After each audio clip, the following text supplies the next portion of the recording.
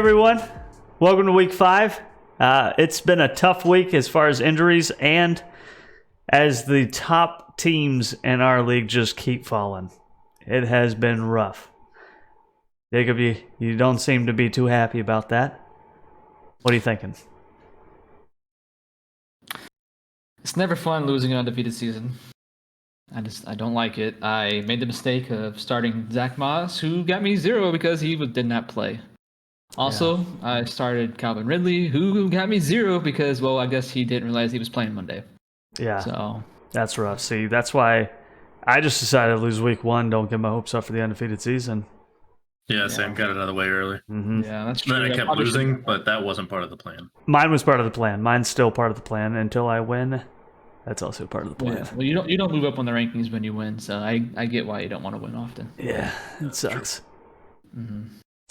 So with me losing that, I have fallen now to the second place in our league, and sucks. Yeah, it's, wow.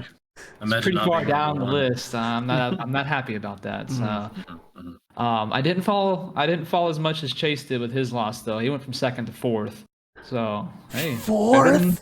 Better than Chase right now. So, dude, I would feel bad for you two guys, 2nd and 4th place. Whew.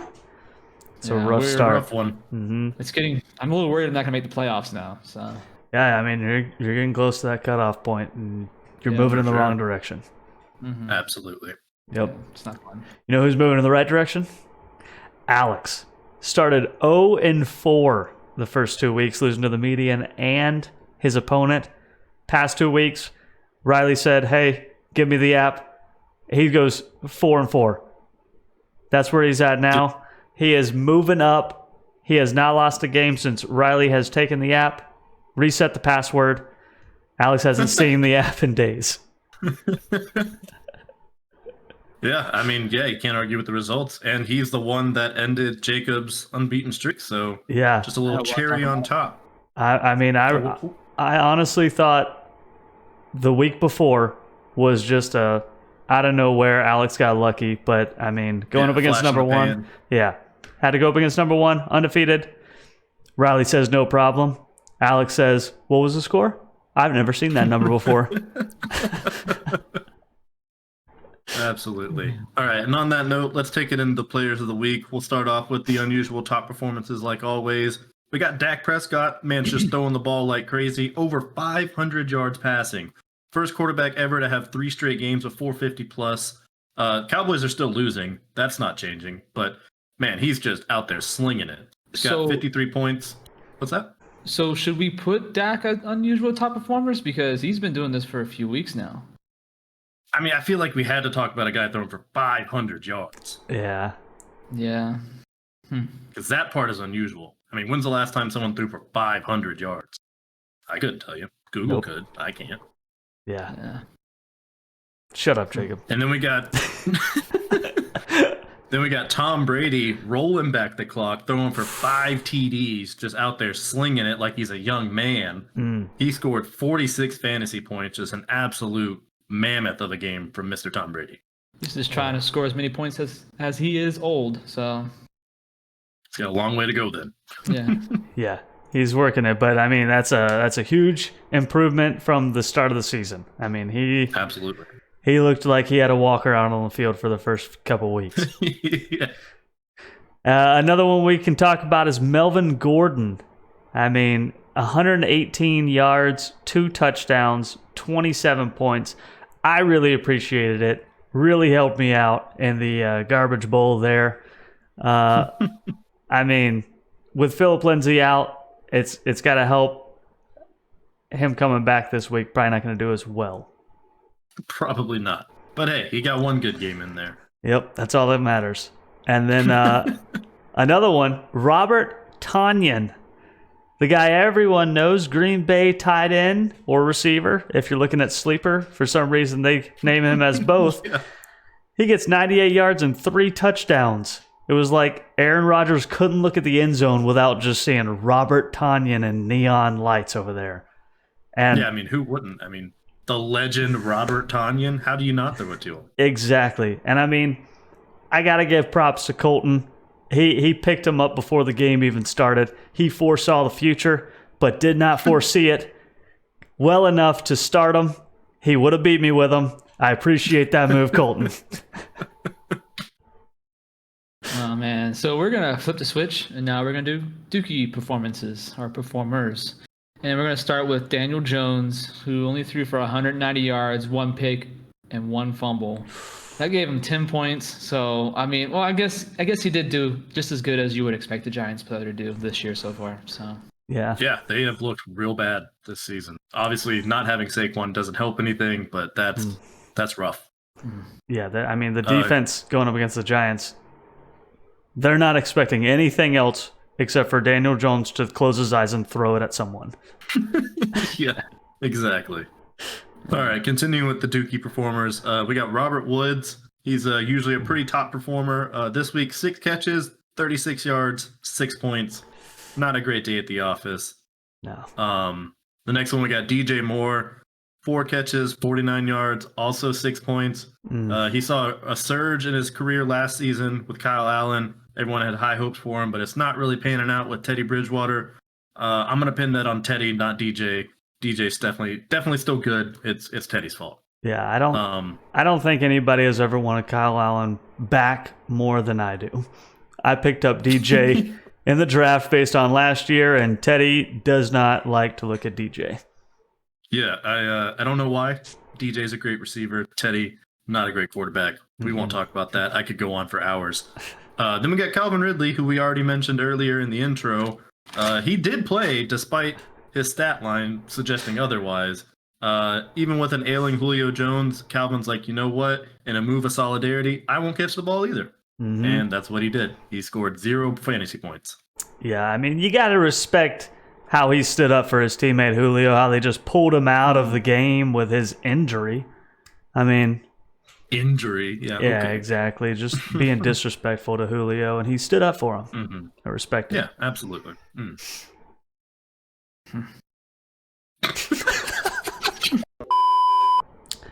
All right, so on to last week's matchups.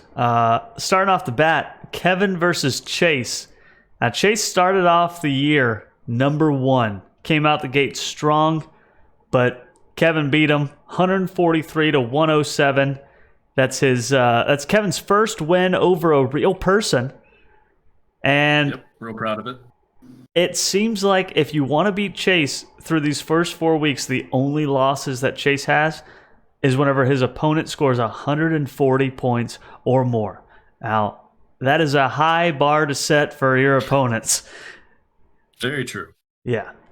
And also, Coop versus Jenny. Jenny was really hoping to squeak out the W this week. She was real close to the median, and Coop just decided to break her heart by scoring 116, setting the median with him, and Jenny lost by 4 points to both the median and to Coop. So Jenny sitting in dead last, 0-8. That's following up her year where she was second seed and losing in the semifinals last year. So, I mean, that brings up the point, was last year beginner's luck, or is this just a sophomore slump? That's a good point. And then also we had the Trash Bowl. That was our own Bo Price versus Colt. Yes. Bo pulled it out, 115 to 101. Just barely missed the median. As we just said, Coop set the median at 116. Yeah. So doesn't get the 2-0, gets the 1-1, doesn't move in the standings. Yeah, So that's a little rough. That sucks. I've had 2 weeks in a row where I win, and I have not moved from 10th place. It is incredible and a feat of its own. Yeah, I mean, honestly, no one else could do that but you. Thank you. And then we had Aaron versus Chris. Aaron had a down week last week with his whole wedding thing. His mind was elsewhere. We'll give him a pass. This week, coming back strong, 135 points, beats Chris 135 to 118. And it brings up the question, is this the Christastrophe that we were worried about? I This is mean, back-to-back losses now for Chris. yeah, ever since him being on trying to flaunt himself with all that red, it has not looked good. Mm-mm. It's not. And with Aaron, I mean, if you discount his wedding week, which I mean, it's a fair excuse. If you discount fault that, he is averaging on the 3 other weeks over 130 points. So that's incredible. As long as he doesn't have any other weddings coming up this year, he should be pretty good. Yeah. Hopefully he only has the one. Yeah. All right. Well, moving on to Ian versus Mir. Ian put up 149 to Mir's 68. That would be the top score for Ian and the lowest score for Mir this week. Yikes. So, that was a big win for Ian. I mean, Yeah, and Aaron, you gotta step it up. Miller's performance last week is the equivalent of a trashy hooker in the back alleyway. Yes. Ooh, Yeah, not a missed pretty 69 picture. at 1 point. So I mean, that's 2 weeks in a row now. Come on, guys, you're better than this. I mean, come on. Yeah, I agree. I Absolutely. mean, no trashy hooker in the back alleyway is going to give you 69. Yeah. That's a good point. Yeah. We'll get close, but not quite. Yeah. True. And then the last matchup was Alex versus me, 134 to 89. Yeah, we talked about it earlier. Alex ruined my undefeated season. There's nothing more to say about that. People would also argue that Alex is the biggest Jags fan because of this, but I think I still am because I had the more like the Jags performance this week. By losing? With the loss. You were just mirroring their performance.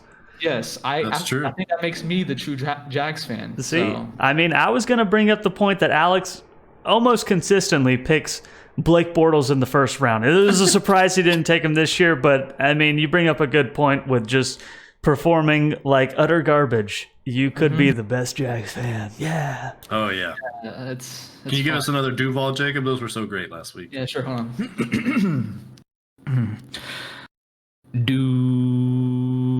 Duval. Been practicing. That was way better than Yeah. you were practicing. Yeah, we can tell. It was way better. He's been in the mirror all week after seeing last week's episode. Yep, in the shower. Just That's where it is. Perfect acoustics. On to this week's matchups. Right off the bat, we got Kevin versus Jenny. And this is bringing up the question, is Jenny finally going to get a number in that win column? Kev hopes not. Kev would hope not. Yeah, Kev hopes not. Yep, that Sorry makes to say sense. that number one, but no. Mm. Then we also have the a price showdown. We got Bo versus Aaron, the brother show match. Mm-hmm. We'll see which one's the better brother. Is Bo going to be able to match Aaron's consistency of scoring over 130 points? Nope. Or is Aaron going to slip up again? Well, I guess we'll find out. I'm gonna set him up on another wedding is what I'm gonna do. Send him to Vegas. We'll just shotgun wedding. Exactly. So moving on, we got the first of the C versus C matchup, Chris versus Colt.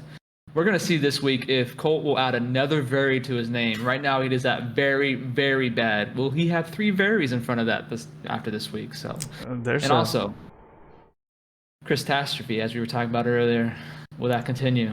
It's looking a little rough right now. Yeah, that's rough. Is it going to be 3 weeks in a row? So the catastrophe is confirmed? Or is it going to be 3 varies in a row? We don't know. It's a 3-something. We'll find out next It's going to week. be a nail biter. I can just feel it. Oh, yeah. Oh, yeah. It's going to be close.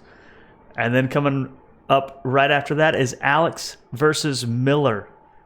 And that is, they're tight in the standings right now. Tight on the lower end. Not quite in the playoff seating. But, I mean, as long as Riley can keep Alex locked out of that app, there's a good chance that they keep moving on up with that volleyball team. Yeah, that's a very good point. Yeah, she really seems to have an eye for volleyball talent. And yeah, as long as she keeps Alex away from that team, it looks good. All right, and then we're going to move into the second C versus C matchup. We got Coop versus Chase.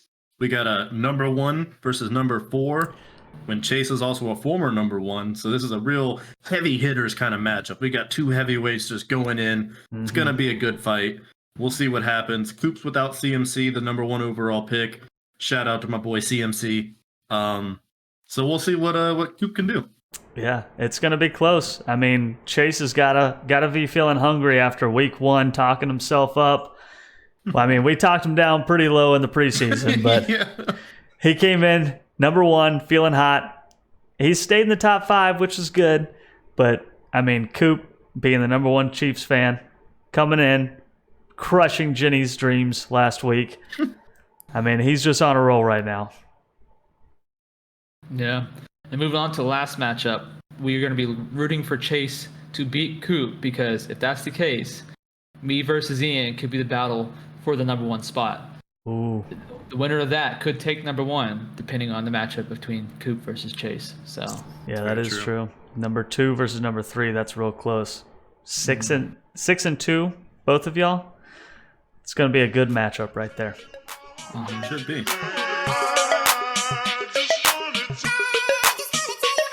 So we don't have a guest this week, but did you guys see that really cool touchdown pass that Jarvis Landry had?